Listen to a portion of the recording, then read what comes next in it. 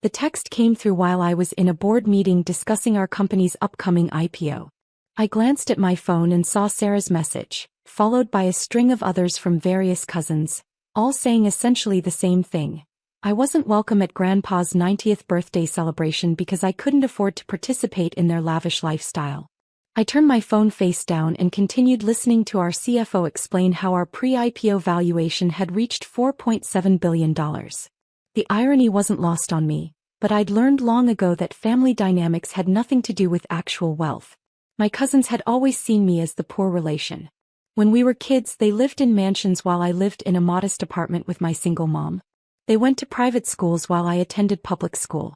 They took European vacations while I worked summer jobs. What they didn't know was that those summer jobs had taught me more about business than their trust funds ever could. Jordan. Our CEO Michael Chen was looking at me expectantly. What do you think about the timing? Sorry, could you repeat the question? The Forbes announcement. They're releasing the annual list of youngest billionaires tomorrow. Marketing wants to coordinate our IPO announcement with that publicity. I smiled. Let's keep them separate. The Forbes list should speak for itself. After the meeting, I walked back to my corner office on the 47th floor of our downtown headquarters.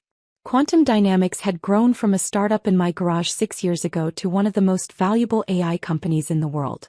We specialized in predictive analytics and machine learning solutions that had revolutionized everything from healthcare to logistics. But to my family, I was still just Jordan, the kid who couldn't afford the right clothes for family gatherings. I picked up my phone and scrolled through the messages. Sarah. The party is at the Ritz-Carlton. Dinner alone is $300 per person. Plus we're all chipping in $2,000 each for Grandpa's gift. My cousin Marcus, maybe you can take Grandpa out for coffee another time. Something more your speed. Cousin Emily, we don't want this to be awkward for you. You know how these things go. Cousin David, it's probably better this way. You'd feel out of place anyway. The final message was from Sarah again. We all agreed. This party is for people who can actually contribute to making it special. Don't take it personally. I typed back a simple response. I understand. Have a wonderful celebration. What I didn't tell them was that I'd already planned to surprise Grandpa for his birthday. I'd arranged for the entire family to receive an all-expenses-paid trip to his hometown in Ireland, complete with a week-long celebration in the castle where his grandfather had worked as a groundskeeper. The trip was scheduled for next month and was costing me roughly $800,000. But apparently, I wasn't even welcome at the local celebration. My assistant knocked on my door. Jordan, your grandfather is on line 1. I picked up immediately. Hi, Grandpa. Jordan. His voice was warm and excited. I just got off the phone with that reporter from Forbes magazine. They wanted to confirm some details about you for tomorrow's article. My stomach dropped. What article? The one about you being the youngest billionaire. Why didn't you tell me? I had to hear about it from a stranger. I closed my eyes. The Forbes list wasn't supposed to be released until tomorrow morning, but apparently someone had leaked it to Grandpa. I wanted it to be a surprise, I said weakly. A surprise? Jordan, they said you're worth over $4 billion. How is that even possible? It's complicated, Grandpa. The reporter explained about your company, this quantum something. Said you invented some kind of computer brain that helps companies predict the future. That's a simplified version, yes. And you never said anything. All these years you let us think. Let you think what? That you were struggling. That you needed help. Jordan, I've been sending you birthday checks for $50 thinking you could use the money. Despite everything, I smiled. Grandpa's birthday checks had been one of the few bright spots in my relationship with the family. He'd never missed one, even when his own finances were tight. I treasured those checks, Grandpa. Every single one. But why didn't you tell us? Why keep it secret? I thought about how to explain it. Remember when I was 12 and I won the state science fair? Of course. You built that robot that could sort recycling. Do you remember what happened at the family dinner afterward? Grandpa was quiet for a moment. Sarah said you were showing off. And Marcus said smart kids always turn out weird. And Emily said I should focus on making friends instead of building machines. Jordan. And when I got into MIT on a full scholarship, David said it was because they needed to fill diversity quotas. Sarah said real success meant making money, not just being smart. I remember. So when I started making money, I didn't tell them. I was tired of having everything I accomplished diminished or explained away. But Jordan, for $1 billion. That's extraordinary. It's also exactly what they said could never happen. Smart kids don't make money, remember? We just turn out weird. Grandpa sighed. They were wrong. We were all wrong. Not all of you. You always believed in me.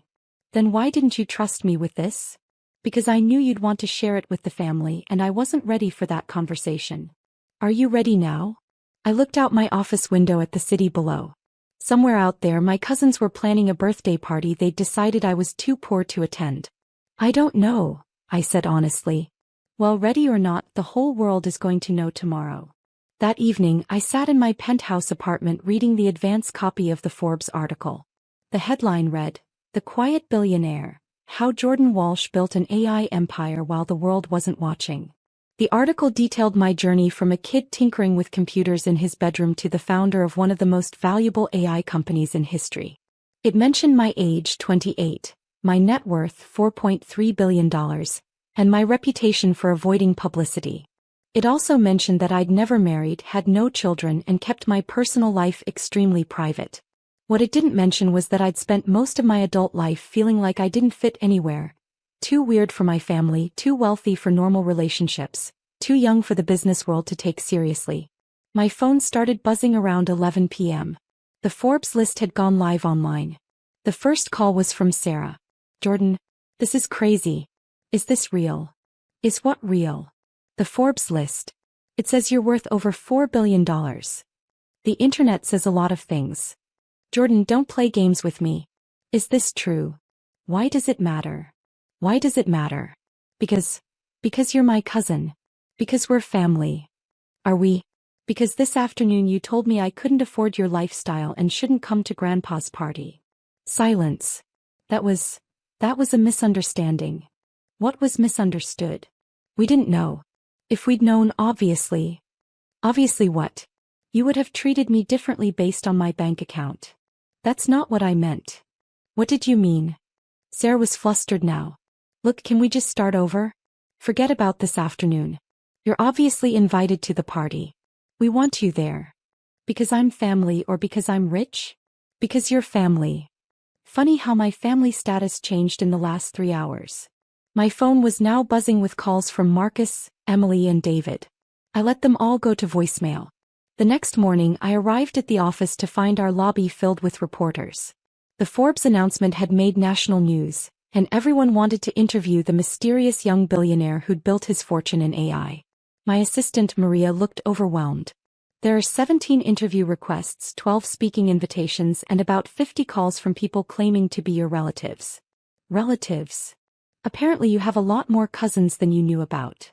I laughed despite myself. Hold all the interviews for now. And screen the family calls carefully. Most of my actual relatives have my personal number. Around lunchtime, Maria buzzed me. Your cousin Sarah is here. She says it's urgent. Send her up. Sarah walked into my office looking nervous and underdressed.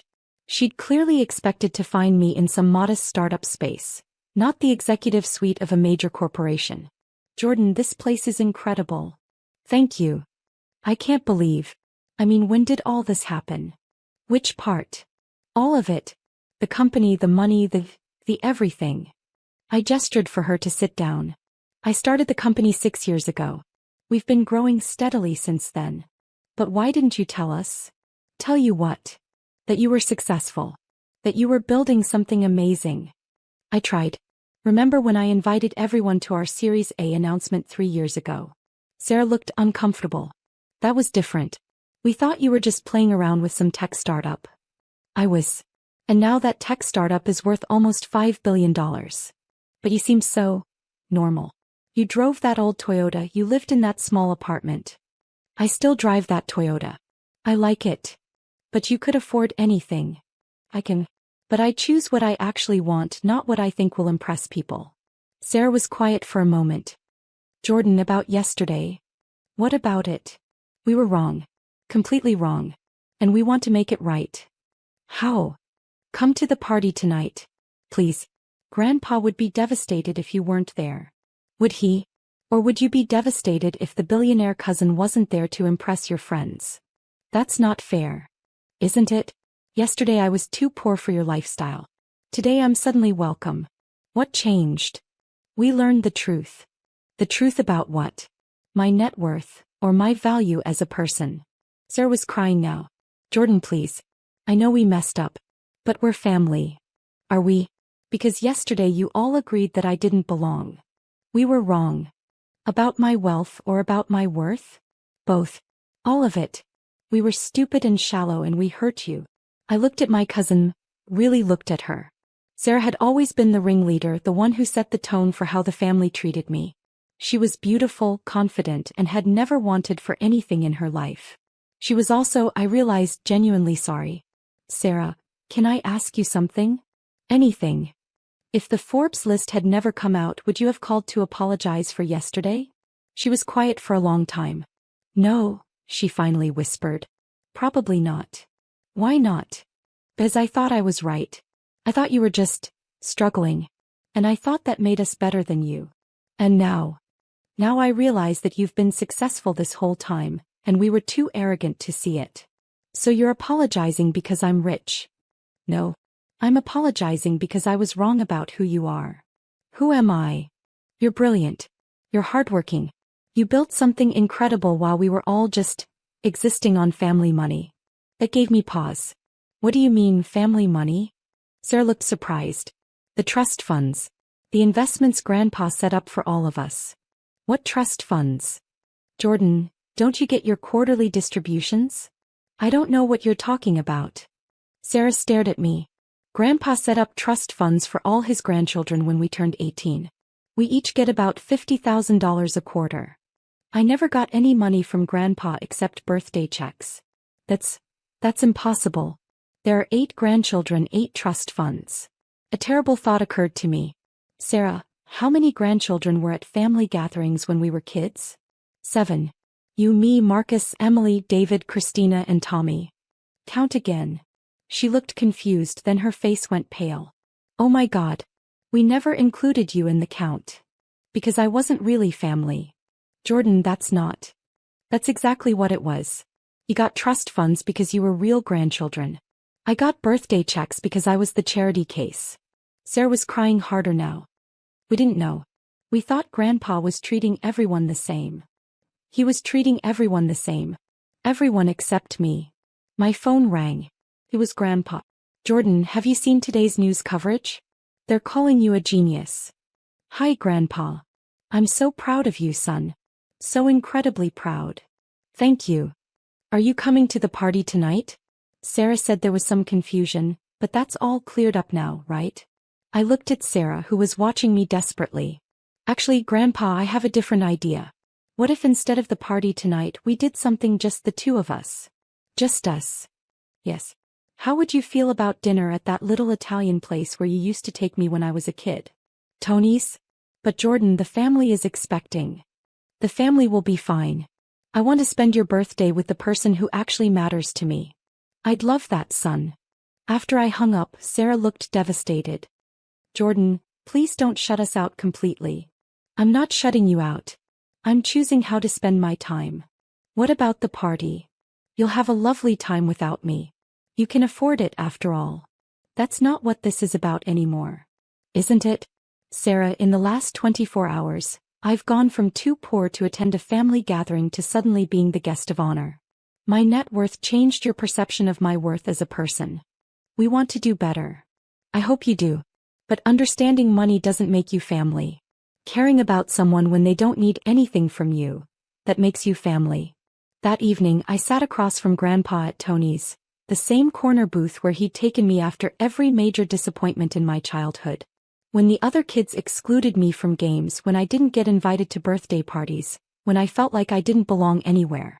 You know, Grandpa said, cutting his lasagna, I should have handled things differently over the years. What do you mean? The trust funds. I thought your mother wouldn't want you to receive money from me. She was always so independent, so determined to make it on her own. She never knew about the trust funds, did she? I never told her. I was afraid she'd think I was trying to buy a relationship with you. So instead, You let me think I wasn't worth the same investment as the other grandchildren. Grandpa put down his fork. Jordan, that's not. I never thought of it that way. How did you think of it? I thought I was respecting your mother's wishes. But I see now that I was hurting you instead. Grandpa, do you know why I kept my success secret? Tell me. Because I wanted to know who would love me when I had nothing to offer them. And the answer was you. Just you. Grandpa's eyes filled with tears. Jordan. You're the only one who visited when I was in the hospital with pneumonia at 19. You're the only one who came to my college graduation. You're the only one who called just to check on me. They should have too. But they didn't. And that taught me something important about who people really are. What's that? That love isn't about what you can do for someone. It's about showing up when there's nothing in it for you. Grandpa reached across the table and took my hand. I love you, Jordan. Not because you're successful, but because you're my grandson. I know. That's why we're here. What about the rest of the family? What about them? Don't you think they deserve a chance to make things right? I thought about that for a moment. Maybe. But they'll have to earn it the same way everyone else does. How's that? By showing up when I don't need anything from them. 6 months later, I established the Walsh Foundation, a charitable organization focused on providing technology education to underprivileged kids. The foundation was funded with $1 billion from my personal wealth. Sarah was the first family member to volunteer. Not as a board member or in some prestigious role, but as a tutor working with kids who reminded me of myself at that age. Brilliant, ambitious, and convinced they didn't belong. She'd been volunteering for 3 months before she even mentioned it to me. Marcus started a nonprofit that taught business skills to single mothers. Emily went back to school to become a teacher. David left his trust fund job to work for a company that provided clean water to developing countries. They were all still wealthy. They were all still privileged. But they were finally learning what Grandpa had tried to teach them all along. That what you do with your advantages matters more than what advantages you have. At Grandpa's 91st birthday party, which I organized and funded, the whole family was there. But this time it wasn't about who could afford what. It was about who had shown up when it mattered. And for the first time in my life, that included everyone. The excluded grandson had become the family leader. The poor relation had become the benefactor. But most importantly, the kid who'd never felt like he belonged had finally built a family worth belonging to. Because sometimes the best way to find your place in the world is to create a place where everyone belongs.